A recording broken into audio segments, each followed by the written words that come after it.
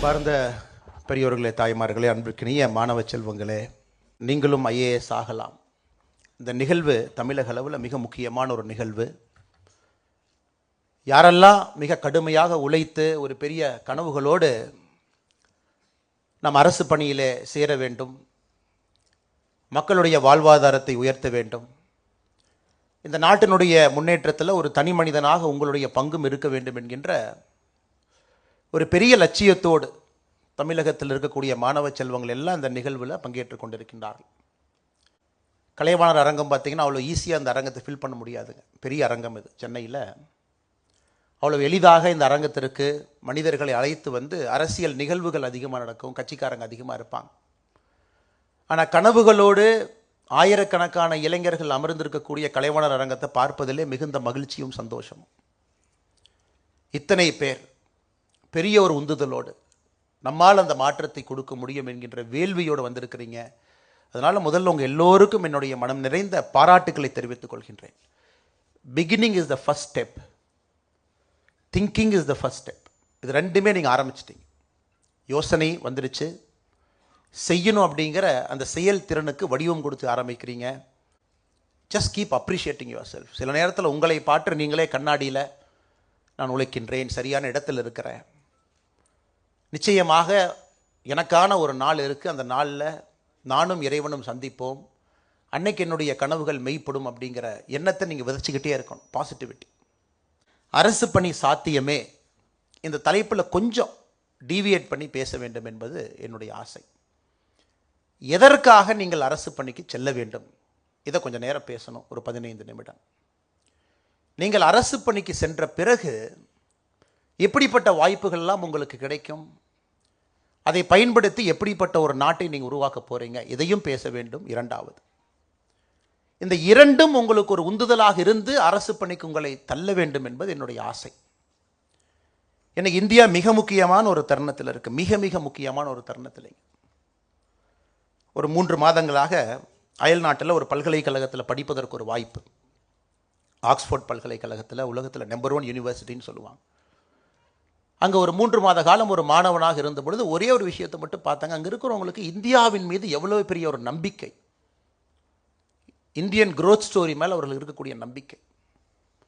அடுத்த 25 ஆண்டுகள் எல்லோரும் சொல்வது இது இந்தியாவுடைய 25 ஆண்டுகள். சைனாக்கு 20 வருஷம் கிடைச்சிருச்சு. 2000 to 2020 சைனாவுடைய 20 ஆண்டுகள்.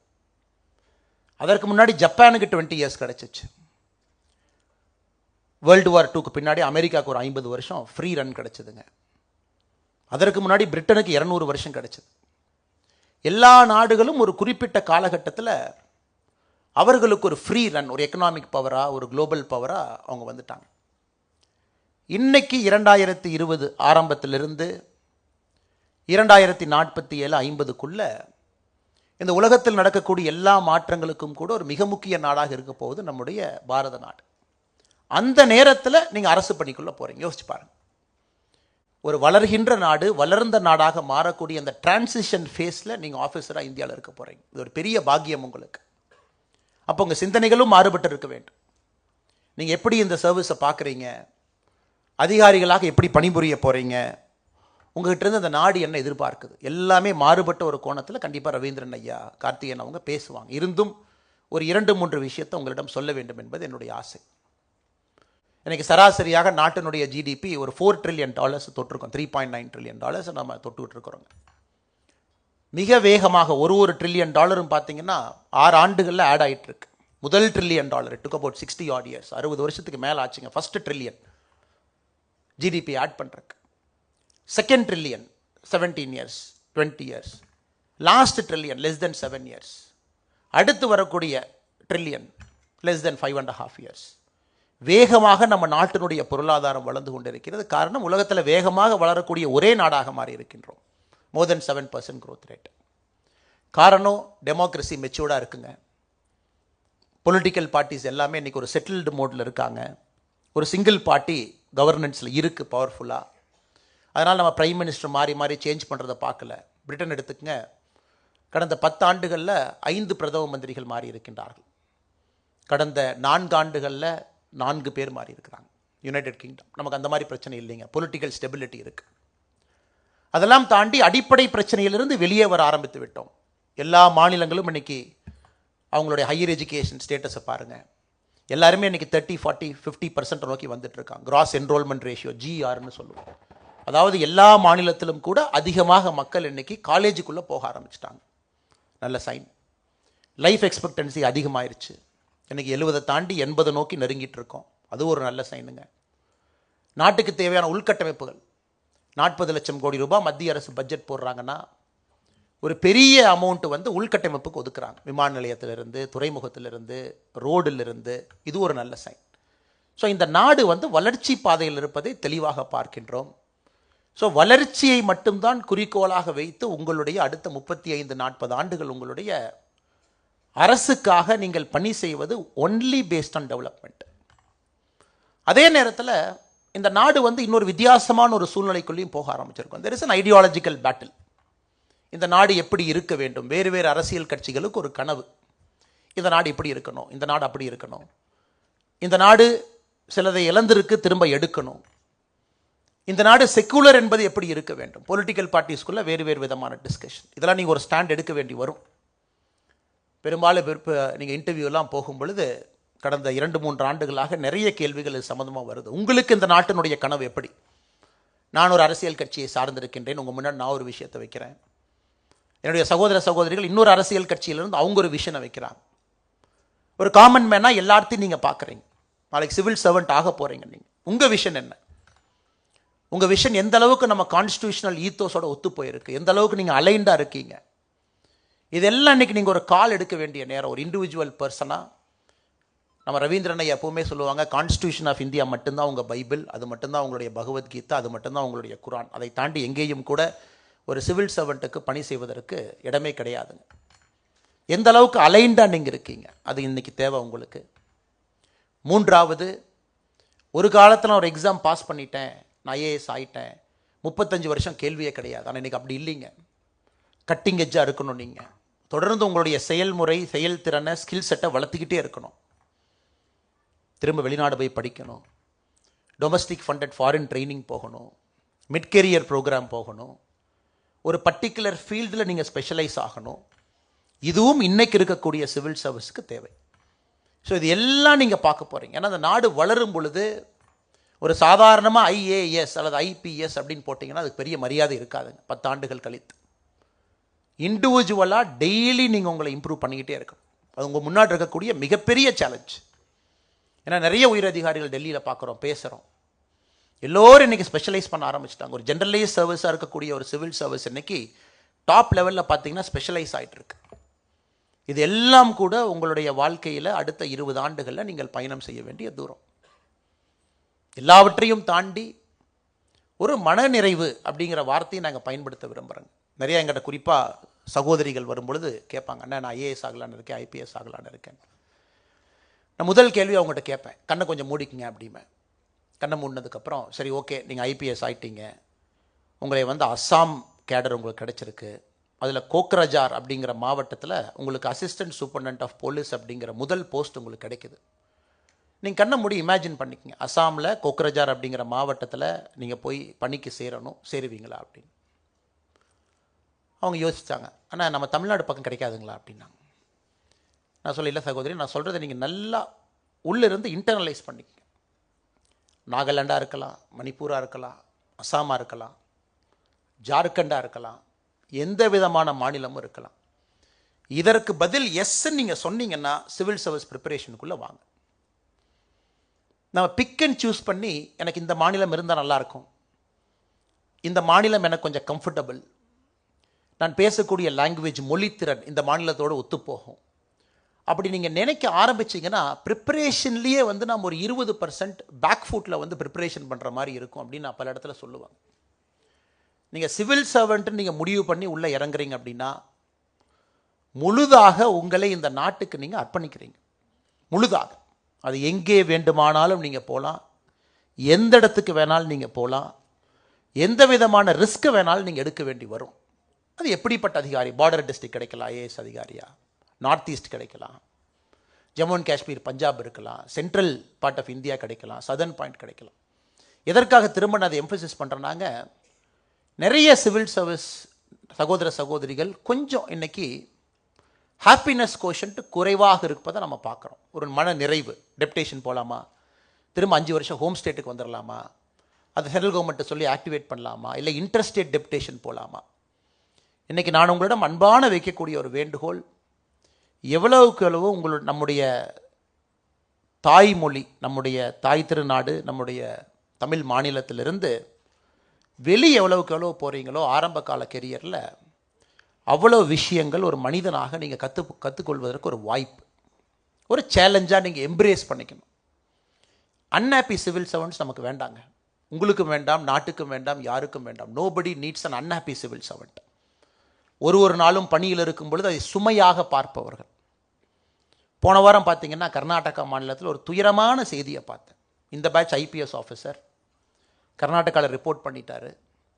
மைசூர் போலீஸ் அகாடமியில் ஸ்டேட் ட்ரைனிங் 3 வாரம் முடிச்சுட்டு அவருடைய ஃபஸ்ட்டு சார்ஜ் ஏஎஸ்பி ஹாசன் எடுக்கிறதுக்கு ரோட்டில் போகிறாரு. ஆக்சிடென்ட் ஆகி இறந்துடுறார். நீங்கள் செய்தித்தாளில் பார்த்துருக்கலாம், டிவியில் பார்த்துருக்கலாம். எல்லா சிவில் சர்வெண்ட்டுமே நீங்கள் முழுமையாக இந்த நாட்டிற்கு அர்ப்பணித்த பிறகு you have to understand that you are dedicating yourself fully to this country's progress. உங்களுக்கு விருப்பு வெறுப்பு என்பது பெரிதாக இருக்கக்கூடாது என்பதற்குத்தான் திரும்ப திரும்ப இந்த பாயிண்ட்டை நான் சொல்கிறேன். ஏன்னா இதெல்லாம் உங்கள் ப்ரிப்பரேஷனில் வர ஆரம்பிச்சதுன்னா ரொம்ப ஈஸியாக போயிருக்கு. ரவீந்திரநாத் தாகூர் ரொம்ப அருமையாக சொல்லுவார், anything is possible in life provided you create the capacity to receive it அப்படிம்பார். வாழ்வில் எதுவும் சாத்தியமே. எப்பொழுது சாத்தியம் என்றால், எது வந்தாலும் கூட அதை கிரகிக்கக்கூடிய தன்மையை நீங்கள் உருவாக்கி கொள்ள வேண்டும். உங்கள் மனசில் அதை உருவாக்கிட்டீங்கன்னா எனிதிங் இஸ் பாசிபிள் அப்படிம்பார். ரொம்ப பியூட்டிஃபுல்லாக சொல்லுவார். Anything is possible in life provided you create the capacity to receive it. அதனால் இன்றைக்கி சிவில் சர்வன்ட்ஸ் நிறைய பேர் தோற்பது அப்படிங்கிற வார்த்தையை நான் பயன்படுத்த மாட்டேங்க. சிவில் சர்வீஸை பொறுத்த வரைக்கும் தோல்வின்னு ஒன்று கிடையாது. அது வெளியிருந்து சிவில் சர்வீஸே தெரியாதவங்க அந்த வார்த்தையை பயன்படுத்துவாங்க. ரவீந்திரன் அவர்கள் சிவில் சர்வீஸ் எழுதுனாங்க, அவங்களுக்கு சிவில் சர்வீஸ் கிடைக்கல, இதை தோல்வின்னு யாராவது பார்த்தாங்கன்னா அவங்க தான் பெரிய முட்டாளாக இருக்கணும்.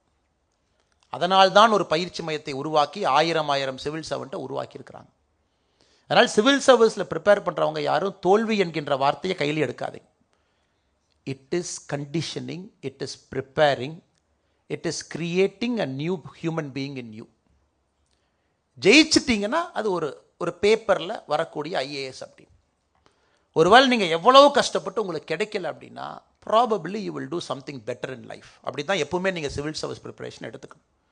எதற்காக நான் திரும்ப அதிகமாக பேசுகிறேன் அப்படின்னாங்க, மனதளவில் நீங்கள் தயாராக வேண்டும் என்பதற்காகத்தான் இந்த விஷயத்தை திரும்ப நான் சொல்கிறேன். எங்கே கிடைத்தாலும் நான் செல்வேன் அப்படின்னா you are conditioning your mind. when you conditioning your mind, you are creating the capacity to receive. அப்போ தான் அது நடக்குங்க. நான் மக்களுக்காக வருகின்றேன், again you are conditioning your mind. இது உங்களுடைய நடை, உடை, பாவனை, பேச்சு, எழுத்து, ஒரு இன்டர்வியூவில் நீங்கள் பயன்படுத்தக்கூடிய வார்த்தை எல்லாமே உங்கள் கண்டிஷனிங்லேருந்து வெளியே ஃப்ளோவாக ஆரம்பிக்குங்க. அதனால் என்னுடைய அன்பான வேண்டுகோள், இந்த அரங்கத்துக்குள்ளே இருக்கக்கூடிய அன்பு சகோதர சகோதரிகள், நான் சிவில் சர்வீஸ்க்கு வரணும்னு நீங்கள் நினச்சிங்கன்னா ஃபுல்லி டெடிகேட் யுவர் செல்ஃப். இதில் 1% கூட உங்களுக்கு சலனம் இருக்கக்கூடாது, 1% கூட உங்களுக்கு டவுட் இருக்கக்கூடாது. You should not have a single percent doubt about you. 1% கூட வச்சுக்காது. Dedicate yourself fully. அப்போ தாங்க இது நடக்கும். இது ரொம்ப ஒரு வித்தியாசமான பரீட்சைங்க. அறிவாளிகள் மட்டும் ஜெயிப்பாங்களா எனக்கு தெரியாதுங்க. எனக்கு தெரிஞ்சு எத்தனையோ அறிவாளிகள் வெளியே இருக்காங்க. சாமர்த்தியசாலிகள் மட்டும் ஜெயிப்பாங்களா எனக்கு தெரிஞ்சு எத்தனையோ சாமர்த்தியசாலிகள் வெளியே இருக்காங்க. எப்படி இது நடக்குது? கடின உழைப்பு ஜெயிக்கும், அது என்னால் சொல்ல முடியுங்க. கடினமாக உழைக்கிறவங்க இன்னைக்கு இல்லைனா கூட நாளைக்கு, இந்த எக்ஸாமில் லக்கு இல்லைன்னா கூட நெக்ஸ்ட் எக்ஸாம், இந்த பேப்பர் கொஞ்சம் மாறிகிரி போய் ரேஷனலைசேஷன் ஸ்கீமில் மாட்டி மேபி அது கார்த்திகை ஐயா பேசுவாங்க, ஒரு 2 மார்க் 3 மார்க் குறைஞ்சிருச்சு, பேலன்ஸ் ஆகிக்கும். கடின உழைப்பு எப்போ வரும்னாங்க, உங்களுக்கு உங்கள் மீது நம்பிக்கை இருக்கும் பொழுது மட்டும்தான் கடின உழைப்பு வரும். உங்களுக்கே உங்கள் மேலே செல்ஃப் டவுட் இருக்குன்னா எப்படி அந்த ஹார்ட் ஒர்க் நீங்கள் பண்ணுவீங்க? அதனால் இந்த முதல் விஷயத்தை ஆணித்தரமாக சொல்ல வேண்டும் என்பது என்னுடைய ஆசை. முழுமையாக உங்களை நீங்கள் சரண்டர் பண்ணிடுங்க. Just surrender your self to this process.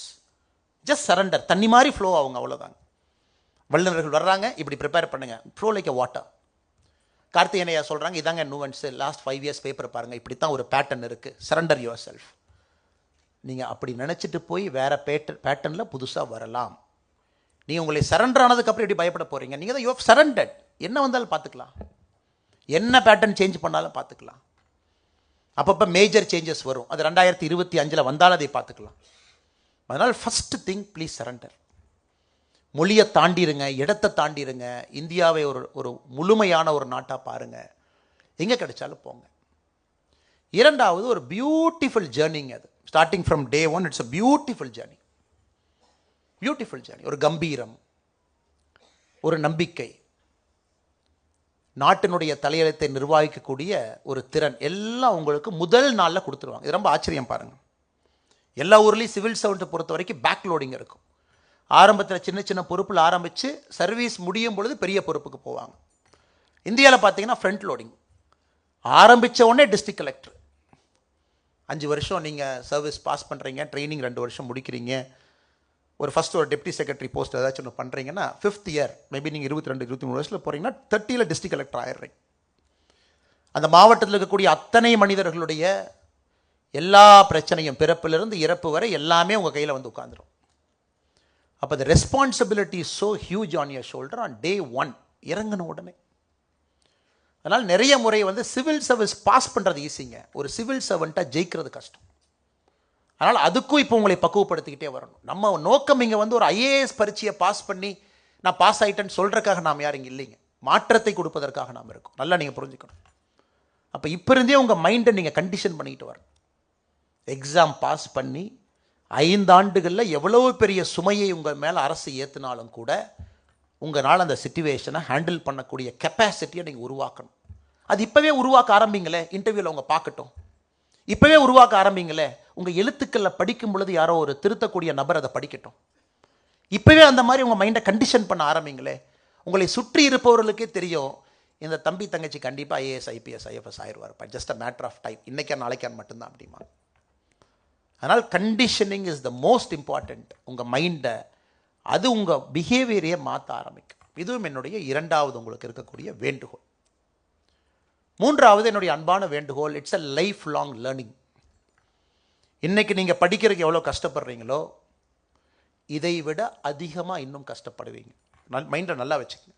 ஆனால் என்னென்னா ப்ரிப்ரேஷன் எவ்வளோ கஷ்டமாக இருக்குது, இவ்வளோ படி அதை படிக்கிறாங்க, இதெல்லாம் எவ்வளோ படிக்கிறது அப்படின்னு. அது யாரோ ஒரு நண்பர் சொல்லுவார், அண்ணே 10 வருஷம் கழிச்சு இன்னும் கஷ்டப்படணுமான்னு. அவர் சொல்லுவார், இல்லைப்பா பழகிரும், அது கஷ்டமாக தெரியாது அப்படின்னு.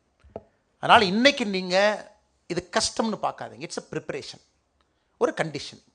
அவ்வளோ விஷயத்தை கிரகிக்கணும், படிக்கணும், சிம்பிளாக ப்ரெசென்ட் பண்ணணும், எப்படி எந்த இடத்துல நீங்கள் படிச்சிருக்கக்கூடிய விஷயத்தை நீங்கள் சொல்ல போகிறீங்க அப்படிங்கிறது ஒரு கலை. இன்றைக்கி பிரைம் மினிஸ்டருடைய அலுவலகத்தில் பார்த்தீங்கன்னா என்னுடைய 2-3 பேட்ச்மேட்ஸ் இருக்காங்க, 2011 பேட்ச் டெப்டி செக்ரட்டரி ரேங்கில். இவங்களாம் நேரடியாக நம்முடைய பிரதமர்கிட்ட வேறு வேறு துறையில் உள்ள அவங்க ஆஃபீஸ்க்குள்ளே பேசக்கூடிய ஆட்கள். அப்போ என்னங்க சிவில், நாங்களும் ஒரு 10 வருஷம் தான் எங்கள் பேட்ச், 10 இயர்ஸ் ஆயிடுச்சு, 10, 12, 13 இயர்ஸ் ஆயிடுச்சு, ட்ரைனிங் அப்புறம் 10 வருஷம். ஒரு பிரதமர்கிட்ட நீங்கள் சர்வீஸ்குள்ளே வந்து 12 வருஷத்தில் நீங்கள் பேசுகிறீங்க அப்படின்னா ஒரு பிரதமர்கிட்ட போய் நம்ம கதை பேச முடியாதுங்க. உங்களுக்கு கிடைக்கக்கூடிய 5, 6, 7, 8 நிமிஷத்தில் எல்லா விஷயத்தையும் கிரகிச்சு அவருக்கு நீங்கள் சொல்லணும், இதான் சார் மேட்ரு. நாளைக்கு முதலமைச்சர்கிட்ட சொல்கிறீங்க, இதாங்க மேட்ரு, செய்யுங்க, இதுதான் சார் இஷ்யூ.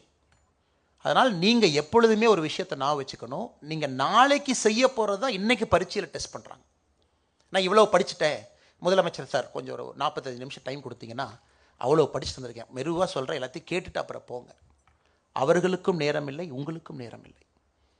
படித்ததை அந்த இடத்துல உங்களுக்கு தெரிஞ்சதை சுருக்கமாக டெசிஷன் மேக்கிங் ஒருத்தவங்க எடுக்கிறவங்களுக்கு சிம்பிளிஃபை பண்ணி நீங்கள் சொல்கிறீங்களா? சிவில் சர்வீஸினுடைய முக்கியமான வேலை இது. You're able to simplify everything. ஒரு காம்ப்ளெக்ஸ் விஷயத்தை சிம்பிளாக சொல்கிறீங்களா?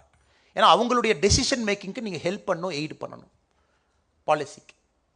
அதை தான் உங்கள் டெஸ்ட்டில் டெஸ்ட் பண்ணுறாங்க, அதுதான் உங்கள் ப்ரிப்பரேஷனில் வருது. அதனால் writing and answer is an essential skill. அதில் பாஜிராமன் ரவி, ரவீந்திரன் சார் அவங்கெல்லாம் வந்து ஒரு பெரிய ஒரு எக்ஸ்பர்ட்ஸ் அதில். அதனால் உங்களுடைய நோக்கம் என்ன, நிறையா படிச்சுட்டேன்னு இருக்கலாம், தயவு செஞ்சு அதை எப்படி எழுத போகிறோம் அப்படிங்கிறதுக்கு அதிகம் கவனம் கொடுங்க. இது இப்படித்தான் நம்ம ப்ரெசென்ட் பண்ண போகிறோம், இப்படித்தான் நான் எஸ்ஸே எழுத போகிறேன், இப்படி தான் என்னுடைய மெயின்ஸ் பேப்பரில் என்னுடைய சப்ஜெக்டை இப்படி தான் நான் கொண்டு வர போகிறேன். அப்படி நீங்கள் நினச்சிட்டிங்கன்னா நிறைய இன்ட்ரோஸ்பெக்ஷன் பண்ண ஆரம்பிங்க. ஒரு மார்க் பேப்பர் கொடுப்பீங்க, சரியாக எழுதியிருக்கேனா சார், பெட்டர் எழுதலாமா, is there a better way of presenting. ஏன்னா நாளைக்கு நீங்கள் செய்யணும். 35 வருஷம் தாங்க உங்கள் வேலை, 35 years you will keep doing it. Foreign service officer ஆயிடுறீங்க, யுனைடெட் நேஷன்ஸ் போகிறீங்க, ஒரு 2 சம்மிட்டுக்கு போகிறீங்க, பைலேட்ரல் 2 நாட்டு இதில் உள்ளே உட்காந்துருக்கீங்க, எக்ஸ்டர்னல் அஃபேர்ஸ் மினிஸ்டர் பக்கத்துலேருந்து ப்ரீஃபிங் நோட்ஸ் எடுக்கிறீங்க. இதெல்லாம் நீங்கள் 35 ஆண்டுகளுக்கு நீங்கள் செய்யக்கூடிய வேலையைத்தான் இந்த ஒரு வருஷத்தில் உங்களை பக்குவப்படுத்தி கரெக்டாக ப்ரிப்பேர் பண்ணிங்கன்னா நீங்கள் எக்ஸாம் அடிச்சிருவீங்க. இது பெரிய விஞ்ஞானம் என்று சொல்வதை விட it is understanding what is expected of you as a civil service preparation student and what is expected of you as a future civil servant. இந்த ரெண்டுக்குமான அந்த அந்த அந்த அந்த மீட்டிங் பாயிண்ட் தான் உங்களுடைய மெயின்ஸ் எக்ஸாமினேஷன் பேப்பர். ஆனால் அன்பான வேண்டுகோள், இங்கே இருக்கக்கூடிய எல்லா குழந்தைகளும் கூட கேட்குறீங்க, படிக்கிறீங்க, யோசிங்க, இன்ட்ரோஸ்பெக்ட் பண்ணுங்க, எப்படி பெட்டர் ஆகணும்னு யோசிச்சுக்கிட்டே இருங்க. So that will push you to be a better person. எழுதுறது படிக்கிறது எல்லாமே. அடுத்து இன்றைக்கி என்னை கேட்டிங்கன்னா, நான் ஒரு கட்சியை சார்ந்த ஒரு தொண்டனாக இருக்கேன். 20 ஆண்டுகள் கழித்து சிவில் சர்வீஸ் எப்படி இருக்கும் சத்தியமாக எனக்கு தெரியாதுங்க. 20 ஆண்டுகள் கழித்து இதே மாதிரி சிவில் சர்வீஸ் இருக்குமா? I really don't know. ஒரு பெரிய டிரான்ஸ்ஃபர்மேஷனல் சேஞ்ச் எதிர்பார்க்கலாமா? தெரியாதுங்க. என்ன வேணாலும் நடக்கும். ஏன்னா நீங்கள் 10 ட்ரில்லியன்லாம் ஹிட் பண்ணிட்டீங்கன்னா இந்த நாட்டினுடைய சிவில் சர்வீஸ் ஸ்ட்ரக்சரே மாற வேண்டிய ஒரு கட்டாயம் வரலாம். லேட்டரல் என்ட்ரி வேறு மாதிரி இருக்கலாம், நீங்கள் வெளியே போயிட்டு வரலாம், உங்களுக்கு ஒரு லேட்டரல் என்ட்ரி கிடைக்கும். 10 இயர்ஸ் ஒர்க் பண்ணுங்கள், 5 இயர்ஸ் வெளியே போங்க. பிரிட்டிஷ் சிவில் சர்வீஸ் அப்படி தாங்க இருக்குது. You can take a break, go outside, work for a private corporation sector, come back. இன்னைக்கு இந்தியாவில் அந்த சிஸ்டம் உங்களுக்கு இல்லை. ரொம்ப ரொம்ப கம்மியான ஒரு ஆப்ஷன் தான் இருக்குது, கொஞ்சம் பேர் எடுக்கிறாங்க. அதனால் நீங்கள் அந்த சிவில் சர்வீஸ் சேஞ்சிலேயே நீங்கள் பயணம் பண்ண போகிறீங்க. You will travel when the civil service is changing right in front of you. அது அப்படியே உங்கள் கண் முன்னாடி மாறிக்கிட்டு இருக்கும். அதில் நீங்கள் சிவில் சர்வெண்ட்டாக இருக்க போகிறீங்க. அதனால் இதை எம்ப்ரேஸ் பண்ணுங்கள். அது ஒரு பியூட்டிஃபுல் ஆப்பர்ச்சுனிட்டி. நிறைய விஷயங்கள் பார்ப்பீங்க, கேட்பீங்க, கற்றுக்குவீங்க, வெளியே போவீங்க, ஒரு மல்டிலேட்டரல் ஆர்கனைசேஷன்ஸ் ஒர்க் பண்ணுவீங்க. உங்கள் கனவு வந்து நான் கலெக்டர் ஆகிட்டேன், என்னோட தமிழ்நாட்டில் இருக்கேன், இங்கேயே இருக்கேன், அடுத்த தலைமைச் செயலகத்துக்கு வந்துட்டேன், செக்ரட்டரி ஆகிட்டேன், அது உங்கள் லைஃப் கிடையாதுங்க. Your life is to travel the breadth and length of the world, the breadth and length of this country. அப்போ அவ்வளோ சேலஞ்சஸ் நீங்கள் எம்ப்ரேஸ் பண்ணணும். நான் ஸ்டேட்டில் இருப்பேன், நான் சென்டருக்கு போவேன், நான் இன்டர்நேஷ்னல் டெப்டேஷன் போவேன், மல்டிலேட்டரல் இன்ஸ்டிடியூஷனுக்கு போவேன். இவ்வளவு என்ரிச்சிங்கான ஒரு லைஃப்பை நான் சிவில் சர்வெண்ட்டாக நான் வாழுவேன் அப்படிங்கிறத நீங்கள் மனசில் பதிவு செஞ்சுக்கணும். இவ்வளோ விஷயத்தை நான் பார்ப்பேன். சென்ட்ரல் போவேன், ஸ்டேட்டில் இருப்பேன், டெப்டேஷன் போவேன், ஒரு இன்ஸ்டிடியூஷனில் போய் கொஞ்ச நாள் ஒர்க் பண்ணுவேன். ஸோ உங்களுடைய ஸ்கோப் வந்துங்க மிகப்பெரிய ஒரு ஸ்கோப் உங்களுக்கு. ஏன்னா நாடு உங்களுக்கு அந்த ஆப்பர்ச்சுனிட்டி கொடுக்குது. வளர்கின்ற நாடு, வளர்ந்த நாடுங்கிறனால இந்த ஆப்ஷன் கிடைக்குது உங்களுக்கு. இந்த நாடு வளராமல் இருந்தால் ஒரு டிஸ்ட்ரிக்ட்லேருந்து பாவர்ட்டி எலிமினேஷன் மட்டும் உங்கள் ப்ரோக்ராமாக இருக்கும் 40 இயர்ஸ் பேக். இன்றைக்கி அது இல்லைங்க. ஜியோ பாலிட்டிக்ஸில் நீங்கள் இருக்க போகிறீங்க. United Nations, international monetary fund, G20, தனித்தனி செக்ரட்டரிஸ் அங்கே இருப்பீங்க. இந்தியன் ஓஷன் ரீஜனை பார்த்துக்குவீங்க. குவாட் தனியாக ஒரு செக்ஷன், அதுக்கு ஒரு ஆளுங்க பார்த்துக்குவீங்க. பாலிசி ப்ரப்போசல்ஸ் எழுதுவீங்க. விக்ஷித் பாரத், வளர்ந்த இந்தியா எப்படி இருக்கணும், அர்பன் டிரான்ஸ்போர்ட்டை ஃபுல்லாக ரீஇமேஜின் பண்ணுங்கள், எழுதுவீங்க. ரூரல் டெவலப்மெண்ட்டை ரீஇமேஜின் பண்ணுங்கள், எழுதுவீங்க. இவ்வளவு விஷயங்கள் இந்த நாடு வளர்றனால தான் உங்களுக்கு கிடைக்குதுங்க. இந்த நாடு வளராமல் இருந்தால் இதெல்லாம் நம்ம பேசவே மாட்டோம். அதனால் இவ்வளவு விஷயங்களை விரும்பி விரும்பி இப்போவே படிங்க. Just keep reading, keep updating, what is happening, என்ன நடக்குது. இது எல்லாம் உங்களுக்கு எக்ஸாமினேஷனுக்கு ஹெல்ப் பண்ணும். அடுத்த 30-40 ஆண்டுகளுக்கு ஹெல்ப் பண்ணும். கண்டினியூஸ் லேர்னிங் ப்ராசஸில் இருந்துக்கிட்டே இருங்க. எப்பொழுதுமே கடைசியாக எப்போவும் நான் சொல்கிறதுங்க, என்னுடைய முதல் பாதி பகுதியில் பேச நான் விரும்புவது, civil service is a fantastic leaping board. இது வாஜிராம் ரவீந்திரன் ஐயா எந்த அளவுக்கு இது ஒத்துக்கிறாங்கன்னு எனக்கு தெரியலிங்க. என்னுடைய பேட்ச்மேட் பார்த்தீங்கன்னா கஷிஷ் மிட்டல்னு ஒருத்தர் இருந்தார். அக்முட் கேடர், ஒரு திறமையான ஒரு மனிதர். 21 வயசில் IAS ஆகிட்டார், 21 இயர்ஸ். அவர் கொஞ்ச நாள் கழிச்சு சர்வீஸ்லேருந்து ரிசைன் பண்ணுறாங்க. இந்த மாதிரி வந்து நான் ரிசைன் பண்ணுறேன் அப்படின்னு. 2011 batch, Indian administrative service, age of 21. நான் தொலைபேசியில் அழைத்து கேட்டேன், பிரதர் என்ன ரிசைன் பண்ணிட்டீங்க, என்ன காரணம், 6 இயர்ஸ் 7 இயர்ஸ்லேருந்து.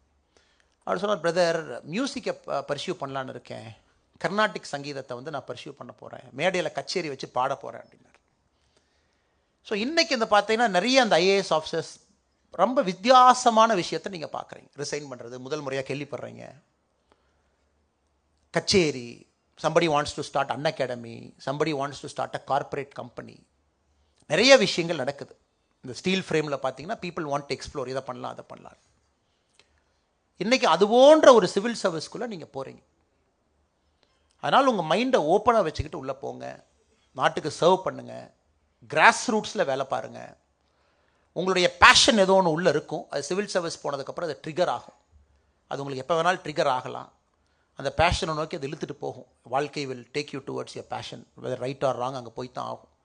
அதனால் ஓப்பன் மைண்டடாக ஒரு சேலஞ்சை எம்ப்ரேஸ் பண்ணி ஆப்பர்ச்சுனிட்டிஸ்க்கு மைண்டை ஓப்பனாக வச்சுக்கிட்டு 20 இயர்ஸ் கழித்து நீங்கள் என்னவா வேணாலும் இருக்கலாம். இன்றைக்கி சிவில் சர்வெண்ட்டாக இருக்கீங்க, 20 இயர்ஸ் கழித்து நீங்கள் என்னவா வேணாலும் இருக்கலாம்.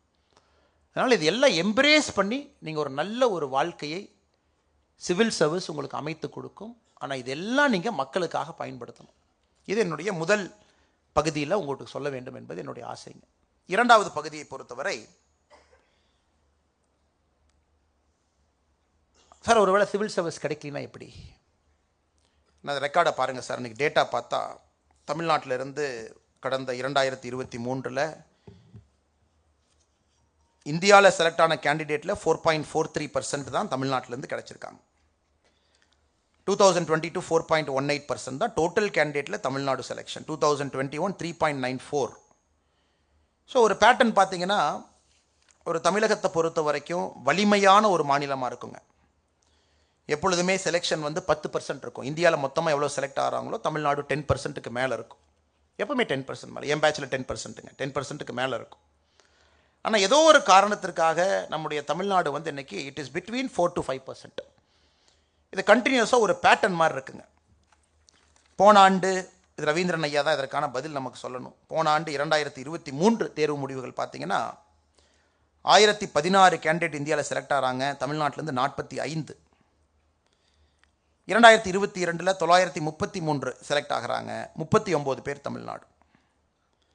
இது என்ன காரணம் என்பதை நாம் எல்லாமே கண்டுபிடிச்சிக்கிட்டே இருக்கோம். Why it is falling down, என்ன காரணம்? இங்கிருந்து 4 கேபினெட் செக்ரட்டரி தமிழ்நாட்டிலேருந்து போயிருக்கிறாங்க. பாலராம சிவராமன் ஐயா, சுவாமிநாதன் ஐயா, சேஷன் ஐயா, இப்போ சோமநாதன் ஐயா current cabinet secretary, TK Subramaniam ஐயா என்னுடைய ஊரை சார்ந்த கரூரை சார்ந்தவங்க. 5 கேபினெட் செக்ரட்டரி தமிழ்நாடு கொடுத்துருக்குதுங்க. 4 ஃபாரின் செக்ரட்டரி கொடுத்துருக்கோம். ஏபி வெங்கடேஸ்வரன் ஐயா, கிருஷ்ணன் ஸ்ரீனிவாசன் ஐயா, Krishnan Raghunathan, S Jaishankar. Home secretary 3 பேர் கொடுத்துருக்குறோங்க. HVR Iyengar, TCS Srinivasavaradhan, N Gopalaswamy ஐயா. ஃபினான்ஸ் செக்ரட்டரி 3 பேர் கொடுத்துருக்குறோங்க. ஸோ இங்கிருந்து நிறைய உயரதிகாரிகள் இந்தியா அரசனுடைய பின்னக்கல் highest post, home secretary, finance secretary, cabinet secretary, இங்கே வரைக்கும் போகிறாங்க. இன்னைக்கு நீங்கள் ரொம்ப தீர்க்கமாக யோசிக்க வேண்டியது, இன்னைக்கு இருக்கக்கூடிய நம்முடைய தமிழ் சொந்தங்கள், how to stop this falling rate. அது கண்டிப்பாக கார்த்திகேயன் அவங்க, ரவீந்திரன் ஐயா கண்டிப்பாக பேச வேண்டும் என்பது என்னுடைய அன்பான வேண்டுகோள். Why the passing percentage in our state is dropping அப்படிங்கிறது எனக்கு ஒரு பெரிய காஸ் ஆஃப் கன்சர்னுங்க. போன வருஷம் நான் அதை பற்றி ஒரு பெரிய அறிக்கையை கொடுத்தேன். நம்ம என்ன பண்ணணும், தமிழ்நாடு அரசு என்ன செய்ய வேண்டும், நாம் என்ன செய்யணும், எதற்காக தமிழ்நாட்டிலிருந்து pass percentage it is coming down below 5%. இதை எப்படி சரி பண்ணுறது? இது ஒரு கேள்வி. அவர்களுக்கும் நான் உங்கள் சார்பாக கேட்கின்றேன். என்ன பிரச்சனை? Is it a way in syllabus is design, is it a way our educational model, அல்லது நம்ம எடுக்கக்கூடிய ஆப்ஷனல் பேப்பரில் பிரச்சனை இருக்கா, அந்த ஆப்ஷனல் பேப்பருக்கு ஃபாலிங் பர்சன்டேஜ் இருக்கா? ஏன்னா தமிழ்நாட்டிலேருந்து சில ஆப்ஷனலை தான் நம்ம அதிகமாக ப்ரிஃபர் பண்ணுவோம், அதை பற்றி அவங்க பேசுவாங்க. ஸோ இந்த கேள்விகள் உங்கள் சார்பாக அவங்களுக்கு நான் வைக்கிறேன். ஏன்னா இது மாணவர்கள்ட்ட ஒரு சிறிய அச்சத்தை ஏற்படுத்தி இருக்கிறது. என்ன காரணம், why it is falling down அப்படின்னு. இரண்டாவது, நான் எல்லார்ட்டையும் கேட்கக்கூடிய கேள்விங்க, நமக்கு ஆல் இந்தியா டாப்பர்ஸ் ஏன் நமக்கு குறைவாக இருக்கிறாங்க? Why we are getting very less all India toppers. உதாரணத்துக்கு 2023 UPSC civil service Tamil Nadu topper 107வது ரேங்க். ஸோ ஃபஸ்ட் ரேங்கோ, செகண்ட் ரேங்கோ, தேர்ட் ரேங்கோ இல்லை. ஏன் நம்ம கீழே இருக்கோம்? இது என்ன விஷயம் அப்படிங்கிறத இவங்க 2 பேர் நமக்கு சொல்லணும். குறிப்பாக அதிலிருந்து நம்முடைய ப்ரிப்பரேஷன் ஸ்ட்ராட்டஜியை நம்ம சேஞ்ச் பண்ணிக்கணுமா அப்படிங்கிறது உங்களுக்கு அது யூஸ்ஃபுல்லாக இருக்க வேண்டும் என்பது என்னுடைய கருத்தும் கூட. அடுத்து, வாட் இஃப் சிவில் சர்வீஸ் எனக்கு கிடைக்கல அப்படின்னா என்ன செய்யலாம், மைண்ட் செட் எப்படி இருக்கணும் அப்படின்னு. ஏன்னா அது பேச வேண்டிய நேரம், அது கண்டிப்பாக பேசணுங்க. நம்ம எல்லோருமே சிவில் சர்வீஸ் ப்ரிப்பேர் பண்ணுறோம், எல்லோருக்கும் கிடைக்கணும், நம்ம எல்லோரும் பாஸ் ஆகணும். அதில் எந்த மாற்று கருத்தும் இல்லைங்க. தமிழ்நாட்டில் குரூப் 1 சில பேர் எழுதுவீங்க, சில பேர் சிவில் சர்வீஸ் மட்டும், ஆல் இந்தியா சிவில் சர்வீஸ் மட்டும் ஃபோக்கஸ் பண்ணுவீங்க. நான் உங்ககிட்ட சொல்கிறதுங்க, உங்கள் மைண்டை கொஞ்சம் லிபரேட் பண்ணிட்டீங்கன்னா, உங்கள் மைண்டை கொஞ்சம் ஃப்ரீடம் கொடுத்துட்டீங்க அப்படின்னா இந்த எண்ணம் உங்களுக்கு வராது என்பது என்னுடைய அன்பான வேண்டுகோள். இந்த வாட் இஃப் அப்படிங்கிறதே நம்ம எடுத்துடலாங்க உங்கள் மைண்ட்லேருந்து. Will just remove this word call what if. கிடைக்கலன்னா என்ன பண்ணுறது? கிராமத்துலேருந்து வந்திருக்கேன், முதல் தலைமுறை, ரிஸ்க் எடுக்கிறேன், கோச்சிங் இன்ஸ்டியூட்டுக்கு சென்னை வந்திருக்கேன், டெல்லி போயிருக்கேன், நிறைய பணம் செலவு பண்ணுறேன், அப்பா அம்மா கஷ்டப்பட்டு சம்பாதிக்கக்கூடிய பணம் அதெல்லாம் என் மேலே இன்வெஸ்ட் பண்ணியிருக்காங்க. இதெல்லாம் உங்களுக்கு ப்ரெஷர் பாயிண்ட், இதெல்லாம் ப்ரெஷர் டிக் போட்டுக்கிட்டிங்கன்னா இதெல்லாம் ப்ரெஷர் தான். இது நினச்சாவே நம்ம பெர்ஃபார்மன்ஸே 20% கீழே குறைஞ்சிரும். ஒரு அட்டெம்ப்ட் ஆயிடுச்சு, 2 அட்டெம்ப்ட் ஆயிடுச்சு, 3வது அட்டெம்ப்ட் ஆயிடுச்சு, இன்னும் கிடைக்கலையே, 4th அட்டெம்ப்ட் ஆயிடுச்சு. இது ஒரு ப்ரெஷர் பாயிண்ட். இதை நினச்சிங்கன்னா இன்னும் 20% நம்ம பெர்ஃபார்மன்ஸ் டவுன் ஆகும். முக்கியமான கேள்வி, எனக்கு சிவில் சர்வீஸே கிடைக்கலன்னா எனக்கு என்ன ஆகும்? என்னுடைய வாலிபத்தை, என்னுடைய வயதை, முக்கியமான நேரத்தை சிவில் சர்வீஸ் ப்ரிப்பரேஷனுக்காக நான் கொடுத்துருக்கேன். 21, 22, 23, 24, 25, 26, 30 வயசு, 32 வயசு எல்லாம் சிவில் சர்வீஸ்க்காக கொடுத்துட்டேன். என்னுடைய வாலிபத்தை இளமையே சிவில் சர்வீஸ் கொடுத்துட்டேன், கிடைக்கலன்னா என்ன பண்ணுறது? இந்த 3 கேள்விகள் ஒரு 10 நிமிஷம் உங்ககிட்ட என்னுடைய தனிப்பட்ட வாழ்க்கையை வைத்து உங்களிடம் பேச வேண்டும் என்பது என்னுடைய ஆசை. அதில் கண்டிப்பாக உங்களுக்கு 1-2 பாயிண்ட் கிடைக்கும். அப்படி சிவில் சர்வீஸை பொறுத்த வரைக்குங்க, எல்லாரும் சொல்கிறது you enjoy the process, enjoy பண்ணி அதை பண்ணுங்க. கிடைக்கல அப்படிங்கிற ஒரு ஃபீல்டுக்குள்ளே போகிறதுக்கு முன்னாடி உங்கள் பெஸ்ட்டை கொடுக்கறதுக்கு மட்டும் நீங்கள் முயற்சி எடுங்க. Just try and give your best. ஒரு நாளும் உங்கள் பெஸ்ட்டை கொடுக்குறீங்களா? ஒரு நாளும் உங்கள் டைமை நீங்கள் அக்கௌண்ட் பண்ணுறீங்களா? இதுதான் உங்கள் கையில் இருக்குது, வேறு எதுவுமே உங்கள் கையில் இல்லை. Nothing is in your hand. ஒரு நாளும் நேரத்தை சரியாக நான் பயன்படுத்துகிறேன்னா, எனக்கு இருக்கக்கூடிய 24 மணி நேரத்தை முழுமையாக நான் பயன்படுத்துகிறேன்னா, உங்கள் மைண்டை நீங்கள் அதுக்குள்ளே கொண்டு போகணும். நெகட்டிவ் தாட்டுக்குள்ளே உங்கள் மைண்டை கொண்டு போகாது. Just only focus on what you can control. என்னால் அதை கண்ட்ரோல் பண்ண முடியும். 24 hours என் கையில் இருக்குது. இதில் நான் ஊருக்கும் போவேன், சொந்த ஊரில் விசேஷத்துக்கும் போவேன், நான் மாமா கல்யாணத்துக்கு கூப்பிட்டாங்க அங்கேயும் போவேன், சித்தப்பா கெடா வெட்டுக்கு போகலன்னா கோச்சுக்குவார் அங்கேயும் போவேன், இந்த பங்காளி வீட்டு விசேஷம் சொன்னாங்க அங்கேயும் போவேன். நீங்கள் சிவில் சர்வீஸ் முடிவு செய்த பிறகு எங்கேயும் போகாதீங்க. ஏன்னா இது உங்கள் கண்ட்ரோலில் இருக்குது. மொமெண்ட் யூ சே நான் சிவில் சர்வெண்ட் ஆகணும், நான் எக்ஸாம் ப்ரிப்பேர் பண்ணணும்னு வந்துட்டீங்கன்னா இன்னையிலிருந்து எல்லாமே உங்களுக்கு கட். எதெல்லாம் உங்களுக்கு மெயின்ஸுக்கு மார்க் ஆட் பண்ணாதோ, எதெல்லாம் இன்டர்வியூக்கு ஆட் பண்ணாதோ எந்த பக்கம் போயிடாதீங்க. இல்லை இன்டர்வியூ போர்டில் கண்டிப்பாக கேள்வி கேட்க மாட்டாங்க. எத்தனை மாமா கல்யாணத்துக்கு போனீங்க? 4. அவர் 7 போனேன்னு சொன்னார். நீங்கள் சித்தப்பா கல்யாணத்துக்கு அடிக்கடி போவீங்களா? இதெல்லாம் நமக்கு மார்க் இல்லை, அப்போ எதுக்கு நம்ம பண்ணணுங்க? இது ரொம்ப ரொம்ப முக்கியங்க. இன்றைக்கி சிவில் சர்வெண்ட்ஸில் நிறைய பேர் கிராக் பண்ண முடியாதுக்கு நான் பார்த்த சில காரணம், ஃபுல்லி கமிட்டடாக அவங்களால இருக்க முடியல. இன்ஃபேக்ட் பொலிட்டிக்கல் பார்ட்டியில் சில பேர் சொல்லுவாங்க, நான் கட்சி வேலையும் பார்த்துட்டு சிவில் சர்வீஸ் ப்ரிப்பேர் பண்ணுறேன் அப்படின்னு. நான் செய்கிற முதல் வேலை கட்சி அடிப்படை உறுப்பினர்லேருந்து நீக்கி அவங்களை அனுப்பிச்சிடுவேன். நீங்கள் போய் முதல்ல படிச்சுட்டு 5 வருஷம் கழிச்சு திரும்பி வாங்க, இந்த பக்கமே வந்துடாதீங்க. அதனால் உங்களுக்கு நான் சொல்லக்கூடிய 2 கருத்து, எந்த வேலையும் செய்யாதீங்க, இதை மட்டும் செய்யுங்க. 24 மணி நேரத்தை கண்ட்ரோல் பண்ண பாருங்கள். எல்லாம் சில நாள் வேஸ்ட் ஆகும். ஒரு படத்துக்கு போகலான்னு நினைப்பீங்க, போயிட்டு வாங்க, ஒன்றும் தவறு கிடையாது. உங்களுக்குன்னு ஆத்ம திருப்திக்கு ஏதோ ஒரு மென்டல் ஸ்ட்ரெஸ் ஃப்ரீ வேணும், அதெல்லாம் பண்ணுங்க. Any unproductive just remove from your life ruthlessly. அதை செய்யவே செய்யாதீங்க, தொடவே தொடாதீங்க. Just don't do it. 3வது, சிவில் சர்வீஸ் நீங்கள் இவ்வளவு ப்ரிப்பேர் பண்ணி நம்மளால் கிராக் பண்ண முடியலன்னு ஒரு சூழ்நிலை வந்தால் நான் உங்களுக்கு எழுதி கொடுக்குறேன், there is something better waiting for you. something better waiting for you. எழுதி கொடுக்குறேன். ஆனால் நீங்கள் ஆத்மார்த்தமாக ப்ரிப்பேர் பண்ணியிருக்கணும். ஆத்மார்த்தமாக பண்ண சார், எல்லாம் பண்ணியாச்சு சார், 2 பார்த்துட்டேன் சார், ஆனால் ஏதோ ஒரு காரணத்துக்கு அங்கே கிளிக் ஆகலை சார். சில பர்சன்டேஜ் அப்படி இருக்கலாம்.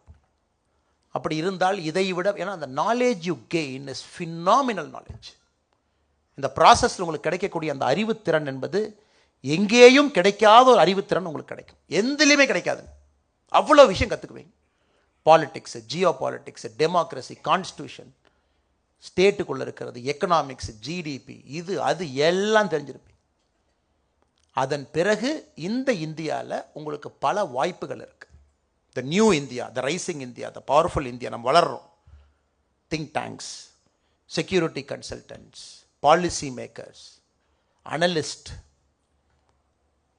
Aid to ministers, personal secretary to ministers, APS to ministers, legislative aide, parliamentary aide, think tanks advisors, ஏகப்பட்ட பொசிஷன் இந்த 10 வருஷத்தில் கஜமுஜன் ஓப்பன் ஆகி கிடக்குது. இன்னும் 10 வருஷத்தில் அவ்வளோ ஓப்பன் ஆகும். அதுலேயும் you will contribute to the nation's growth. அதனால் நான் உங்ககிட்ட கடைசியாக அன்பான வைக்கக்கூடிய வேண்டுகோள், mind only on positivity, conditioning your mind. No negativity, controlling everything that doesn't give you single mark. இதை செஞ்சால் எனக்கு ஒரு மார்க் கூட வராது, செய்யாதீங்க. இதனால் எனக்கு பிரயோஜனம் இல்லை, பண்ணாதீங்க. 24 மணி நேரத்தை அக்கௌண்ட் பண்ண பாருங்கள். இது எல்லாம் செஞ்சால் அரசு பணி சாத்தியம்.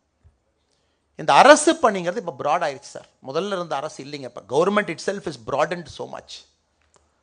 லேட்டர் என்ட்ரி வரலாம், இந்த வருஷம் பிரச்சனை ஆயிருக்கு. It might come again in a better format, new format. You can come back by 45 and enter into civil service again. வாய்ப்பு இருக்குது உங்களுக்கு. இப்போ மிஸ் பண்ணாலும் அப்புறம் பார்த்துக்கலாம்.